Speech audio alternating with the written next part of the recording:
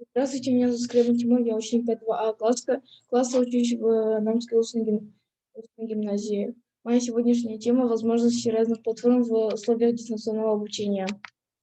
Объектами исследований являются платформы Google Class, Zoom, Resh, Учи.ру. Предмет исследования — функциональные возможности платформ в образовательном процессе. Цель исследования — изучение возможностей платформ.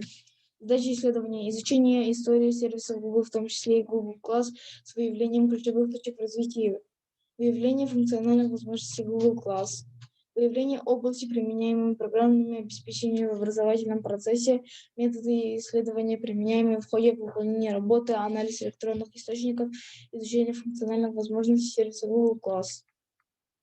Здесь реалиями сегодняшнего дня дистанционное обучение становится все актуальнее. Дистанционная форма обучения дает сегодня всем возможность всем получать знания. Такая форма учебы особенно надо во время пандемии.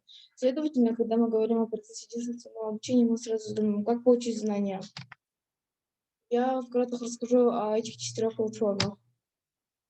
Мы все знаем его, все учились на нем в начальных классах. Учи.ру — это дистанционная форма обучения в игровой форме. Это отличный способ сделать ярче свои уроки, используя планшеты, компьютеры и телефоны. Он очень удобный. Плюс этой платформы то, что мы все можем видеть друг друга. Российская электронная школа, это сокращенно РЭШ.